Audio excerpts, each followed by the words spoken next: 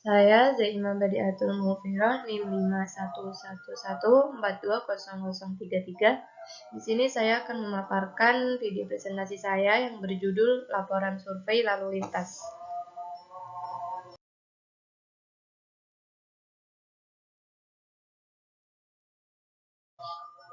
Pokok bahasan yang akan saya bahas dalam presentasi kali ini yaitu 1. Pendahuluan, 2. Tinjauan pustaka, 3. Metodologi penelitian, 4. Analisis dan pembahasan, 5. Penutup, dan yang terakhir ada lampiran.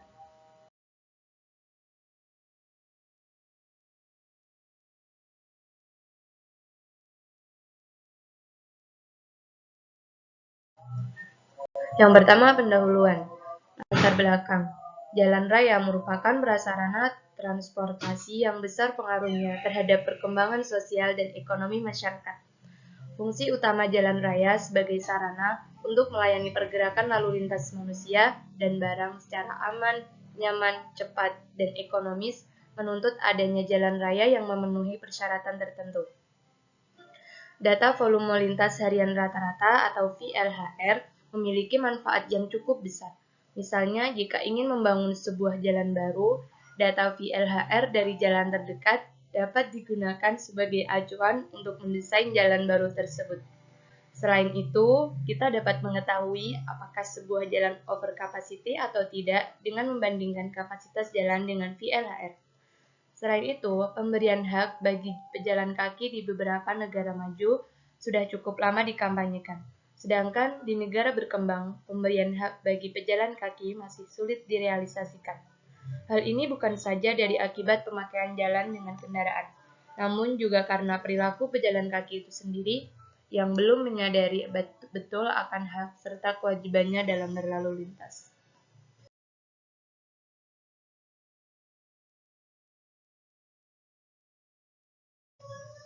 Rumusan masalah. 1. Bagaimana volume, periode sibuk, fluktuasi, dan proporsi lalu lintas di ruas jalan Pandanaran 2. Yang kedua, bagaimana kecepatan kendaraan di ruas jalan Pandanaran 2 dengan metode spot speed konvensional, metode speed otomatis, dan sesuai MKJI tahun 1997. Yang ketiga, bagaimana intensitas volume dan kelengkapan fasilitas bagi pejalan kaki di ruas jalan Pandanaran 2. Tujuan penelitian ada 3. Yang pertama, untuk menganalisis dan mengetahui hasil volume, periode sibuk, fluktuasi, dan proporsi lalu lintas di ruas jalan Pandanaran 2. Kedua, untuk menganalisis dan mengetahui hasil kecepatan dengan metode spot speed konvensional, metode speed otomatis, dan sesuai MKJI 1997. Yang ketiga, untuk menganalisis dan mengetahui hasil intensitas volume dan kelengkapan bagi pejalan kaki di ruas jalan Pandanaran 2.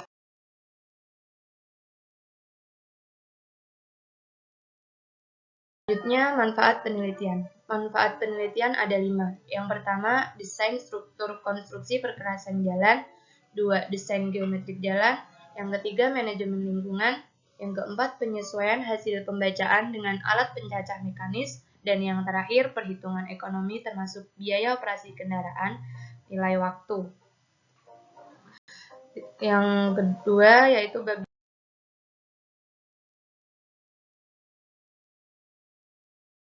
tinjauan pustaka. Tinjauan pustaka ada beberapa pengertian-pengertian, di antaranya kerapatan atau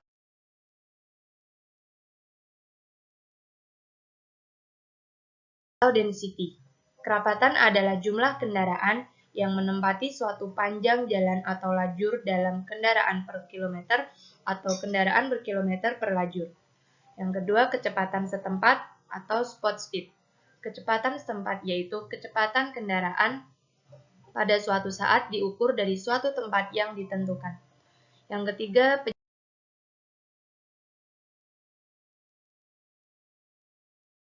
pejalan kaki sebagai unsur lalu lintas. Di beberapa kota-kota besar di Indonesia yang penduduknya cukup padat seperti di jalan-jalan protokol, pusat perbelanjaan, pasar, sekolah, kawasan pabrik, dan lain sebagainya. Maka beberapa pertimbangan harus diberikan untuk melarang kendaraan-kendaraan memasuki kawasan tersebut dan membuat suatu lokasi khusus pejalan kaki atau pedestrian friendly. Yang terakhir, fasilitas penyeberangan bagi pejalan kaki. Fasilitas penyeberangan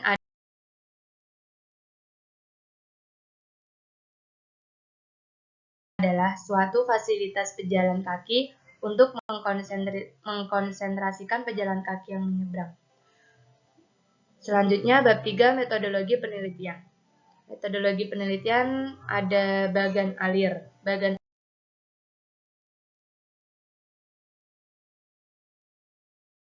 alir terdiri dari yang pertama, kita memulai survei, lalu persiapan, lalu pengamatan pendahuluan, selanjutnya penyajian data, dilanjutkan dengan pengumpulan data, lalu identifikasi masalah, selanjutnya analisis dan evaluasi, kemudian membuat kesimpulan dan selesai.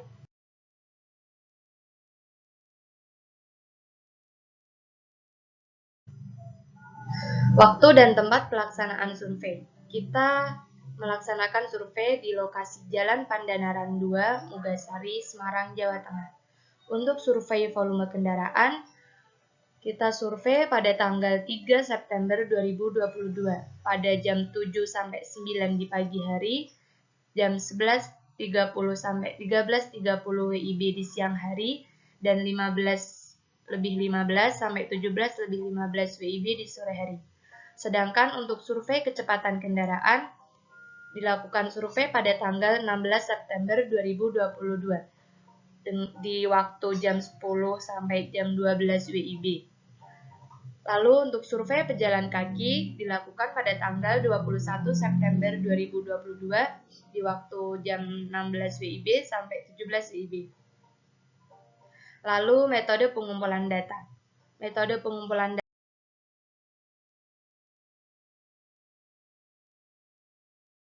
data untuk teknik survei volume kendaraan. 1. Pencatatan dilakukan menggunakan aplikasi multi-counter. 2. Mengklasifikasi jenis kendaraan pada multi-counter tersebut. Kita mengklasifikasi jenis kendaraan terbagi menjadi 3, yaitu MC, LV, dan HV. 3. Mengatur waktu interval selama 15 menit sekali. Keempat, mengambil gambar atau screenshot setiap waktu interval habis dan meriset kembali aplikasi. Yang terakhir, pengambilan dilakukan selama 6 jam di waktu pagi, siang, dan sore hari. Selanjutnya, metode pengumpulan data untuk teknik survei kecepatan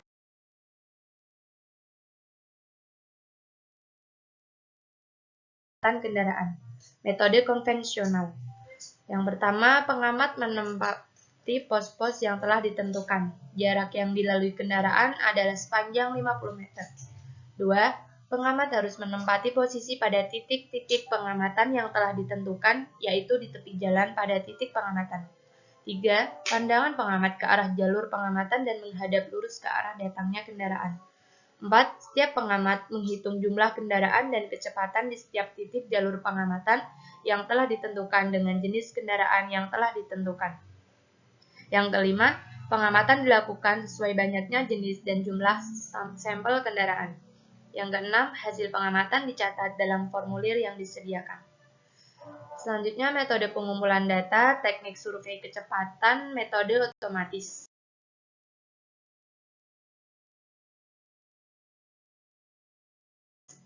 Pertama, pengamat menempati pos-pos yang telah ditentukan. 2. Jarak pengamat dengan kendaraan disesuaikan dengan aplikasi. 3. Lakukan pengukuran dengan aplikasi Speedgun. 4. Pengamatan dilakukan sesuai banyaknya jenis dan jumlah sampel kendaraan. 5. Hasil pengamatan dicatat dalam formulir yang telah disediakan. Selanjutnya ini data terkait dengan tim surveyor pada kelompok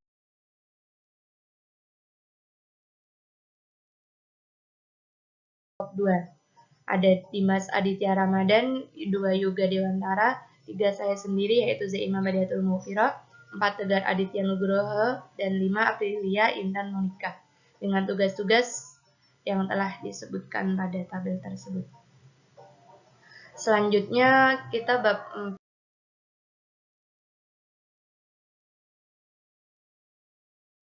4, yaitu ada analisis dan pembahasan.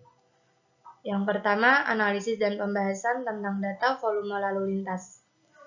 Berikut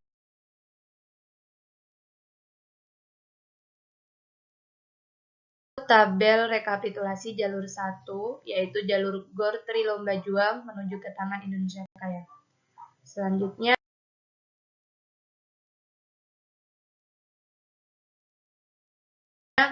data volume lalu lintas, rekapitulasi perhitungan nilai SMP jalur 1, GOR Tri Lomba Juang menuju ke Taman Indonesia Kaya. Dan berikut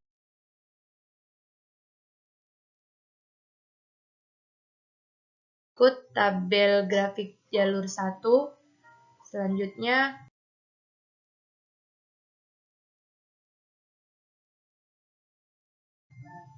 ada data volume lalu lintas rekapitulasi jalur 2, yaitu jalur Taman Indonesia Kaya menuju ke GOR Tri Lomba Juang.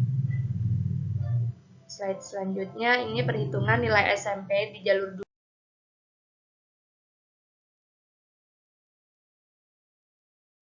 yaitu Taman Indonesia Kaya menuju ke GOR Tri Lomba Juang. Lalu ada grafik di jalur 2, Taman Indonesia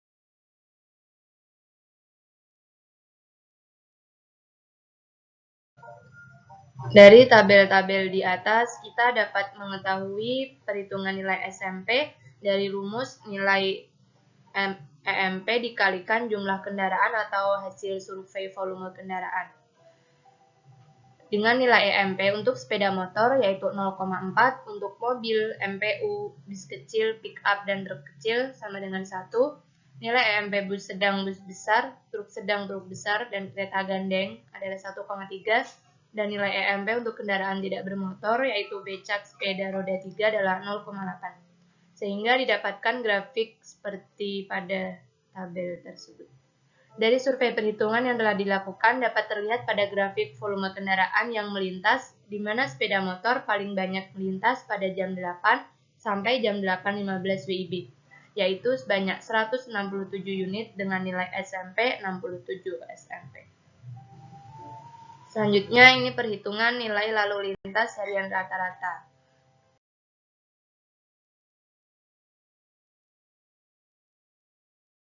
Dengan rumus LHR sama dengan jumlah lalu lintas selama pengamatan dibagi lamanya pengamatan. Dari tabel tersebut dapat didapatkan dari rumus sebagai berikut. Volume SMP V per C rasio sama dengan volume dengan satuan SMP per jam dibagi kapasitas. Rata-rata dari setiap perhitungan itu ada volume yang satuannya SMP dan volume yang satuannya SMP per jam, lalu V per C rasio. Setelah perhitungan tersebut selesai, lalu didapatkan jam sibuk di masing-masing jalur.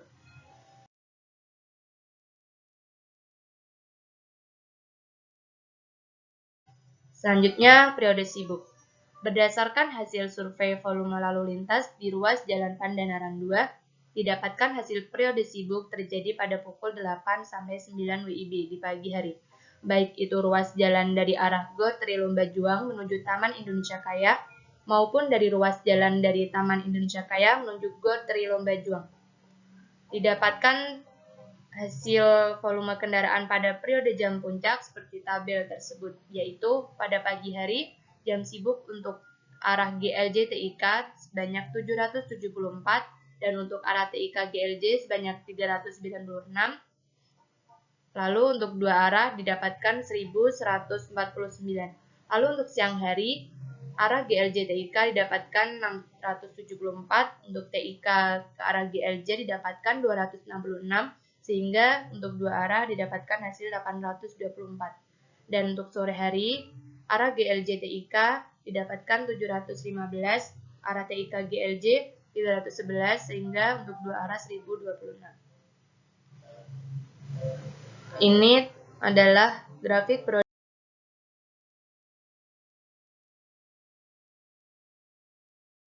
sibuk dari arah GLJ TIK di ruas Jalan Pandanaran 2.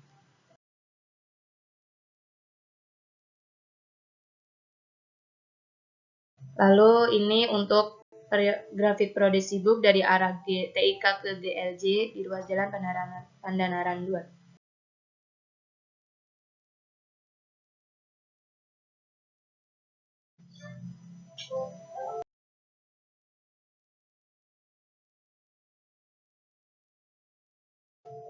Selanjutnya, fluktuasi volume lalu lintas.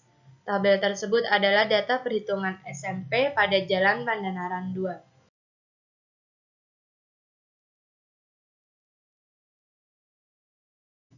Ini untuk grafik fluktuasi volume lalu lintas 2 jalur. Grafik tersebut merupakan grafik volume lalu lintas pada Jalan Pandanaran 2, di mana warna biru adalah grafik jalur arah Gor Tri Lomba Juang menuju Taman Indonesia Kaya. Sedangkan warna merah grafik jalur arah Taman Indonesia Kaya menuju Gor Tri Lomba Juang. Dan warna hijau merupakan grafik gabungan dari 2 jalur.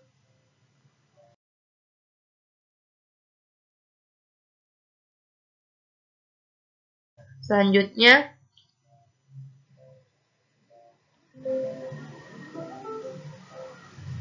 ini adalah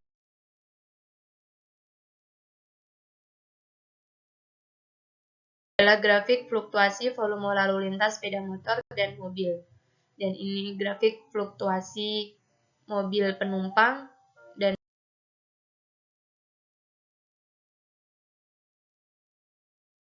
bis kecil. Selanjutnya, ada grafik fluktuasi volume lalu lintas bus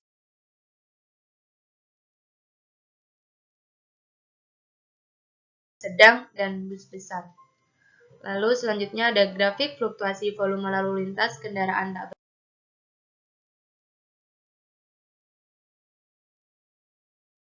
bermotor dan grafik volume lalu lintas lalu pick up.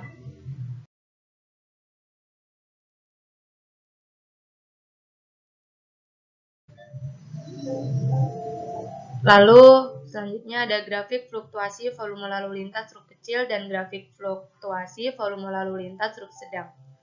Dan yang terakhir ada grafik volume lalu lintas kereta gandeng atau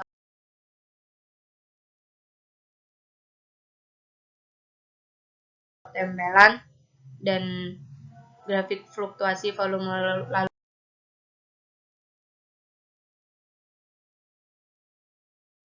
lintas roda 3. Lalu selanjutnya adalah pembahasan tentang split distribution.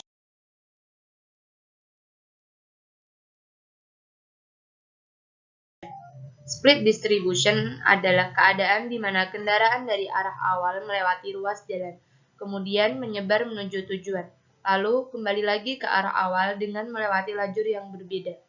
Berdasarkan survei yang sudah dilakukan di ruas Jalan Pandanaran 2, grafik split distribusinya didapatkan pada tabel tersebut. Grafik berwarna merah adalah menunjukkan distribusi Jalan Pandanaran 2 dari Taman Indonesia Kaya menuju Gor Tri Lomba Juang. Sedangkan yang warna biru adalah distribusi dari Gor Tri Lomba Juang menuju Taman Indonesia Kaya.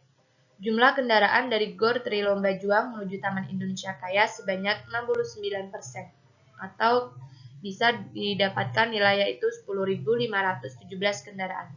Dan jumlah kendaraan dari Taman Indonesia Kaya menuju ke Tri Lomba Juang sebanyak 31%, atau 4.727 kendaraan.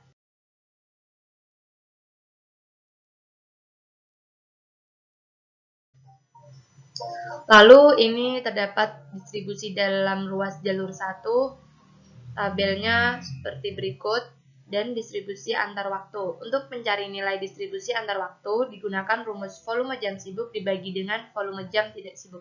Seperti contoh, 774 dibagi 15 sehingga distribusi antar waktunya 50,3. Lalu ada peak hour factor. Nilai PHF bisa dicari menggunakan cara membagi volume SMP terbesar dengan volume jam sibuk dibagi dengan laju arus tersibuk dalam satu hari. Seperti contoh, 774 dibagi 1198 dihasilkan 0,65. Itu nilai PHF. Lalu ada proporsi kendaraan berat. Nilai proporsi kendaraan berat dicari menggunakan cara membagi volume kendaraan berat dengan volume jam sibuk. Contohnya 39 dibagi 5.958 didapatkan proporsi kendaraan berat senilai 1%.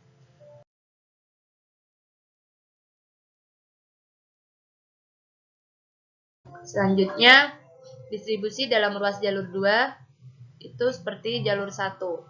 Yang ini hanya beda angka, tergantung dengan hasil volume. Selanjutnya, kita membahas tentang proporsi kendaraan.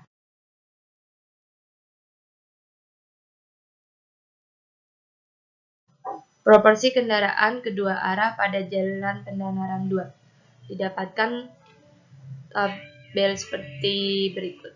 Diketahui bahwa kendaraan dominan yang melewati jalan tersebut adalah sepeda motor dengan jumlah 11.056 kendaraan, disusul oleh mobil dengan total 3.947 mobil. Pada jalan Pandanaran 2 jarang dilewati oleh kendaraan-kendaraan besar seperti truk besar.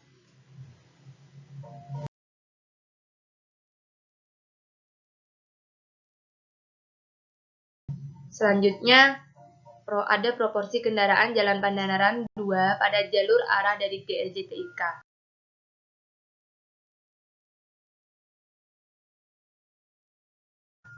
Lalu ini untuk jalur arah TIK GLJ. Selanjutnya, menghitung kecepatan dengan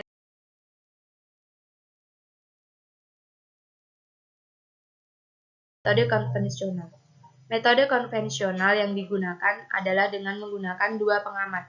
Metode ini dilakukan oleh dua pengamat yang berdiri pada dua titik awal dan akhir dengan jarak sejauh 50 meter. Pengamat menghitung waktu tempuh kendaraan antara kedua titik dengan menggunakan alat pencatat waktu berupa stopwatch.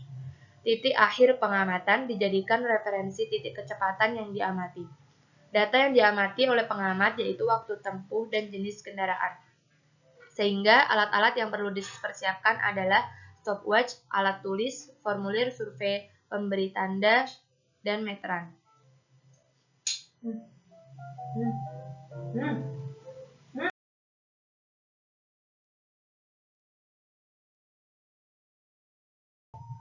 Hasil kecepatan rata-rata km per jam kendaraan yang melintas pada ruas Jalan Pandanaran 2 jalur GLJ TIK, yaitu sebesar untuk jenis kendaraan sepeda motor 25,20 km per jam, mobil 20,85 km per jam, pickup 19,18 km per jam, dan sepeda 7,63 km per jam. Hasil tersebut tergolong dalam kecepatan rendah. Pada ruas jalan yang diamati memang merupakan kawasan sekolah. Terdapat 3 sekolah yang berada pada ruas Jalan Pandanaran 2 tersebut, sehingga ketika melakukan survei pada hari-hari sekolah, dapat dipastikan ruas jalan tersebut akan padat dengan hambatan samping yang berupa kendaraan antar jemput anak sekolah dan pedagang kaki lima, serta terdapat marka jalan yang digunakan sebagai penyeberangan anak sekolah yang memungkinkan kendaraan yang melintasi ruas jalan tersebut harus mengurangi kecepatan.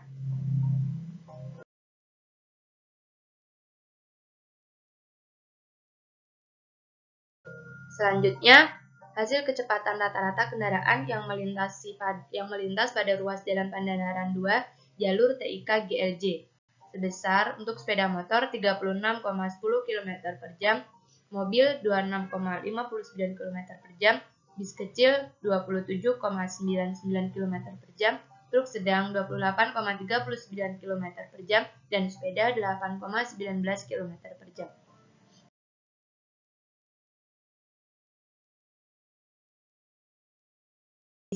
Hasil kecepatan rata-rata dalam satuan kilometer per jam kendaraan yang melintas pada ruas Jalan Pandanaran 2 jalur TIK GLJ yaitu sebesar terdapat pada tabel dengan masing-masing jenis kendaraan dengan kecepatan terendah dan kecepatan tertinggi sehingga didapatkan rata-rata kecepatan kendaraan. Untuk jenis kendaraan sepeda motor, mobil, bis kecil, truk sedang, dan sepeda. Lalu untuk selanjutnya adalah analisis kecepatan arus bebas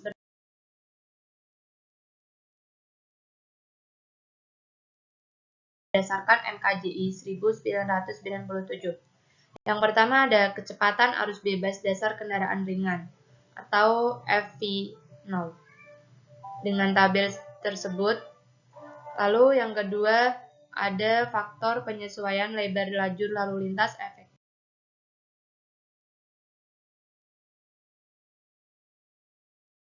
atau FVW bisa dilihat pada tabel tersebut. Selanjutnya, faktor penyesuaian kondisi hambatan samping atau FPH.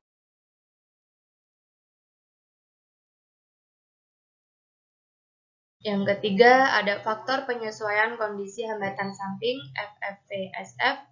Terdapat dua, yaitu jalan dengan bahu jalan dan jalan dengan curb. Selanjutnya,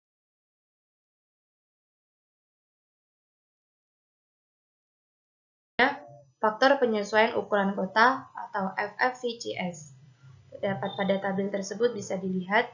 Lalu klasifikasi jalan Pandanaran 2 untuk mendapatkan kecepatan arus bebas berdasarkan MKJI, kita harus mendapatkan data-data keterangan dari jalan Pandanaran 2. Tipe jalannya 2 lajur tak terbagi, fungsi jalan kolektor, lebar jalur lalu lintas efektif 9 meter, klasifikasi medan datar, lebar curb 3,5 meter, hambatan samping sekolah atau kategori tinggi. Jumlah penduduk kurang lebih 1.653.035. Selanjutnya, untuk menganalisis kecepatan arus bebas kendaraan ringan atau LV.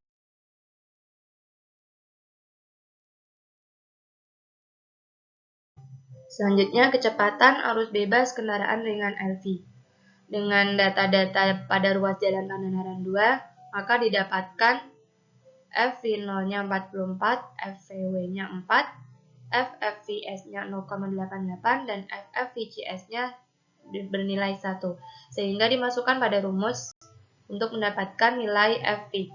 Didapatkan nilai FV 42,24, sehingga dari hasil perhitungan tersebut didapatkan kecepatan arus bebas untuk kendaraan ringan atau LV sebesar 42,24 km per jam.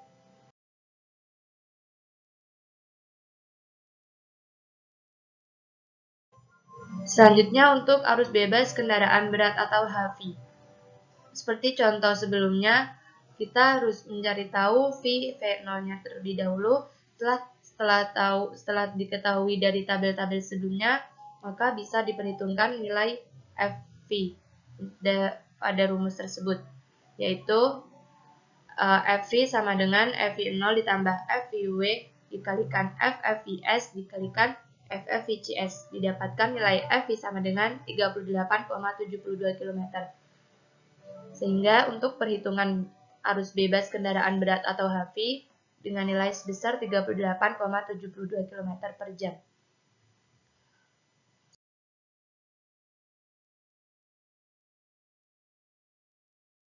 Selanjutnya, kecepatan persentil 85. Kecepatan persentil 85 adalah sebuah kecepatan lalu lintas di mana 85% dari pengemudi di suatu ruas jalan mengemudikan kendaraannya di jalan tanpa dipengaruhi oleh kecepatan lalu lintas yang lebih rendah atau cuaca yang buruk.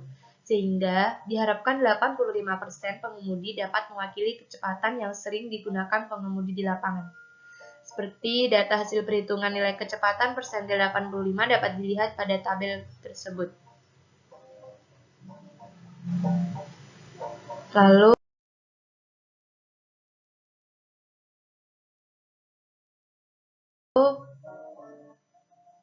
kita membuat grafik dan berdasarkan grafik persentil 85 tersebut dapat dilihat bahwa nilai kecepatan persentil 85% yang ada pada ruas jalan Pandanaran 2 adalah 42,5 km per jam. Batas kecepatan tertinggi untuk tipe jalan perkotaan menurut standar yang berlaku adalah 50 km per jam. Sedangkan untuk nilai kecepatan persentil 85 di ruas jalan Pandanaran 2 adalah 42,5 km per jam, di mana nilai tersebut di bawah dari batas kecepatan 50 km per jam. Maka rekomendasi yang tepat untuk merencanakan kecepatan pada ruas jalan tersebut agar meminimalisir pengendara tidak melebihi batas kecepatan 50 km per jam adalah dengan memberikan rambu peringatan dilarang berkendara dengan kecepatan di atas 50 km per jam.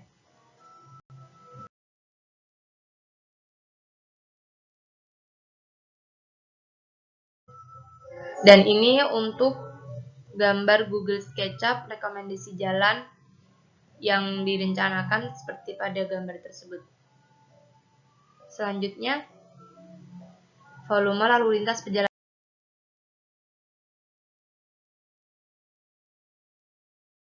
kaki. Survei dilakukan agar fasilitas untuk pejalan kaki yang ada pada ruas jalan tersebut memadai. Pengamatan dilakukan dalam rentang 100 meter selama 1 jam. Hasil survei volume lalu lintas pejalan kaki pada ruas Jalan Pandanaran 2 yang dilakukan pada sore hari tepatnya pukul 16-17 WIB disajikan dalam tabel tersebut. Dari hasil survei diketahui bahwa volume pejalan kaki pada arah GLJ-TIK lebih banyak daripada arah sebaliknya. Pada arah GLJ-TIK terdapat 121 pejalan kaki yang melewati ruas jalan tersebut. Sedangkan pada arah TIK-GLJ terdapat 65 pejalan kaki yang mewakili volume. Sedangkan untuk arah TIK-GLJ terdapat 65 pejalan kaki. Untuk menghitung arus pejalan kaki dalam satu lintasan digunakan dalam pejalan kaki yang memiliki volume terbesar. Dalam hal ini, data yang digunakan adalah data volume pejalan kaki pada arah GLJ-TIK yaitu sebesar 121 orang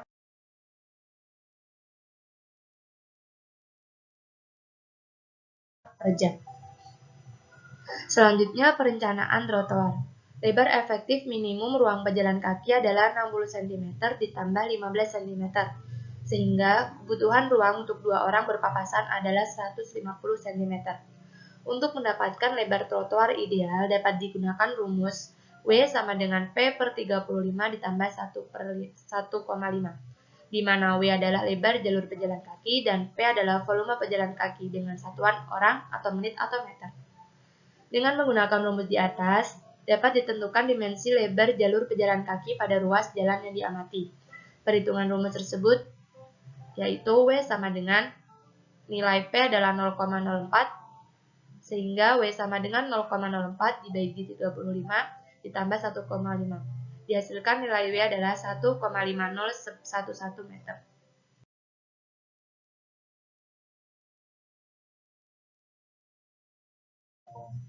Rekomendasi lebar trotoar. Lebar trotoar faktual ruas Jalan Pandanaran 2 yang selebar 3,5 meter sudah sangat melebihi perhitungan dimensi lebar fasilitas pejalan kaki yang hanya 1,5011 meter. Tetapi, pada kenyataannya, terdapat beberapa hambatan yang berada di lintasan trotoar tersebut, seperti pohon dan tiang listrik atau lampu. Untuk itu, terdapat tabel rekomendasi penambahan dimensi trotoar berdasarkan hambatan yang terdapat pada trotoar tersebut. Asumsi lebar tambahan, karena terdapat tiang lampu penerang, maka lebar tambahannya 75 cm. Untuk tanaman peneduh, lebar tambahnya 75 cm, sehingga rekomendasi lebar trotoar yang diasumsikan 3,5 meter ditambah 0,75 meter ditambah 0,75 meter didapatkan lebar trotoar 5 meter. Jadi seharusnya lebar trotoar memiliki lebar 5 meter, berhubung terdapat keterbatasan lahan, dimensi tiang lampu tidak begitu besar, dan volume pejalan kaki yang tidak terlalu besar. Maka lebar jalan 3,5 sudah lebih dari cukup.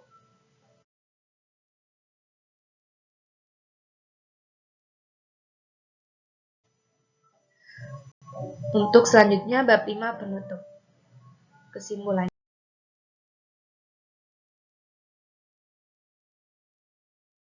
1. Untuk jalur 1 sepeda motor terdapat 3042, untuk mobil 2749, MPU 6, bus kecil 17, bus sedang 3, bus besar 0, pick up 50, truk kecil 17, truk sedang 18, truk besar 1, kereta gandeng 0, roda 3 10, sepeda 43 dan becak 1.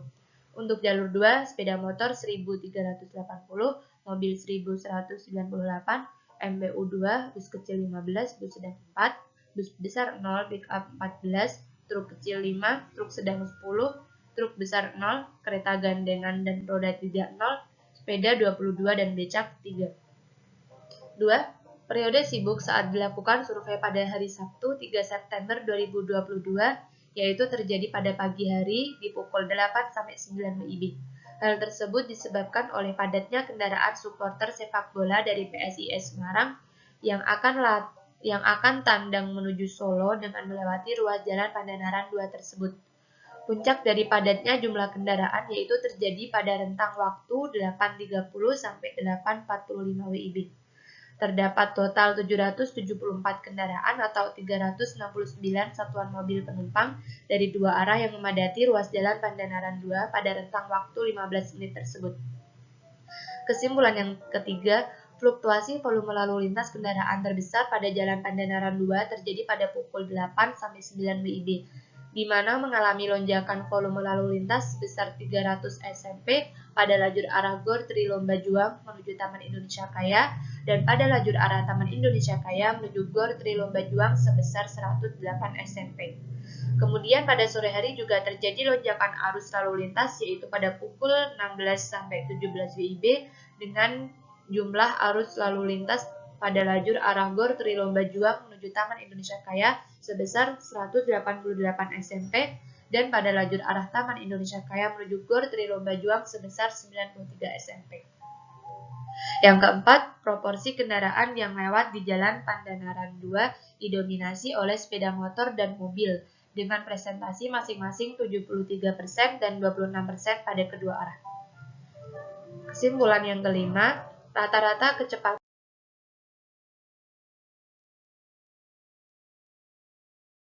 kendaraan di Jalan Pandanaran 2 dengan metode spot speed konvensional bisa dilihat pada tabel tersebut.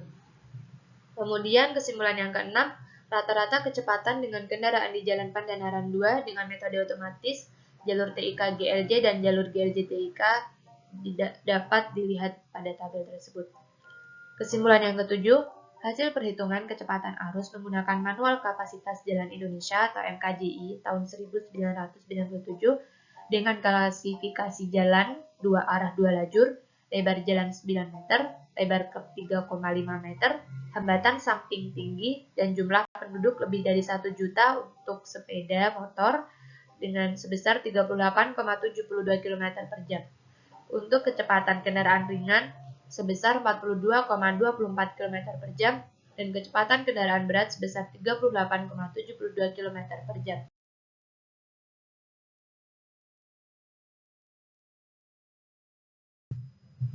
Selanjutnya, kesimpulan nomor 8. Berdasarkan grafik persentil 85 di atas, dapat dilihat bahwa nilai kecepatan persentil 85% yang ada pada ruas Jalan Pandanaran 2 adalah 42,5 km per jam.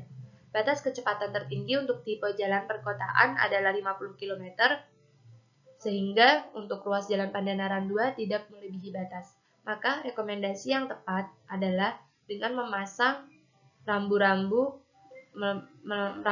pengendara tidak melebihi batas kecepatan 50. Sebagai contoh, bisa dilihat pada gambar Google SketchUp sebelumnya. Untuk kesimpulan nomor 9, dari hasil survei dapat disimpulkan bahwa pejalan kaki pada arah GLJ TIK lebih banyak daripada arah sebaliknya. Pada arah GLJ TIK terdapat 121 pejalan kaki dan pada arah TIK GLJ terdapat 65 pejalan kaki. Kesimpulan nomor 10, yaitu lebar trotoar ruas Jalan Pandanaran 2 sudah memenuhi standar perhitungan dengan lebar 1,5011 meter, di mana lebar trotoar Jalan Pandanaran sendiri yaitu sebesar 3,5 meter. Tetapi pada kenyataannya terdapat beberapa hambatan yang berada di lintasan. Seharusnya lebar trotoar memiliki lebar 5 meter. Berhubung terdapat keterbatasan lahan, dimensi tiang lampu tidak begitu besar, dan volume pejalan kaki yang tidak terlalu besar, maka lebar jalan 3,5 meter lebih dari cukup.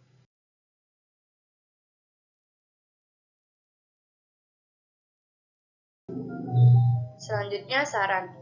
Saran ada 7. Yang pertama, untuk survei sebaiknya jangan dilakukan di simpang, serta dilakukan saat tidak hujan agar jumlah kendaraan yang lewat optimum.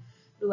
Untuk tenaga tim surveyor saat melakukan survei agar tidak berdiri tepat di pinggir jalan karena akan membahayakan. Tim survei sebaiknya mencari tempat yang aman serta nyaman untuk melakukan survei.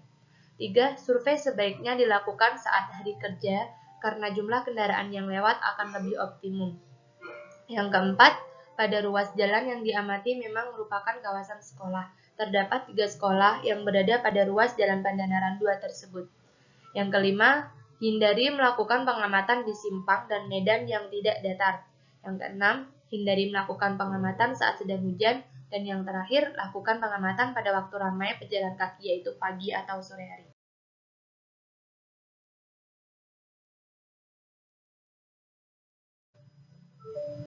Yang terakhir, bab terakhir yaitu ada lampiran.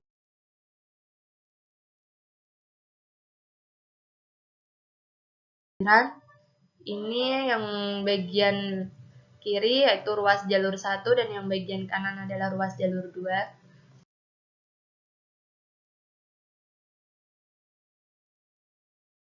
Selanjutnya, ini adalah gambar surveyor jalur 2 dan yang kanan adalah gambar tim surveyor kecepatan metode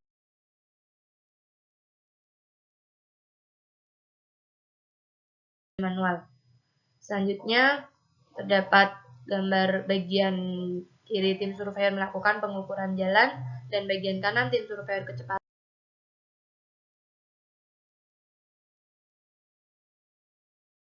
metode konvensional. Dan ini adalah anggota.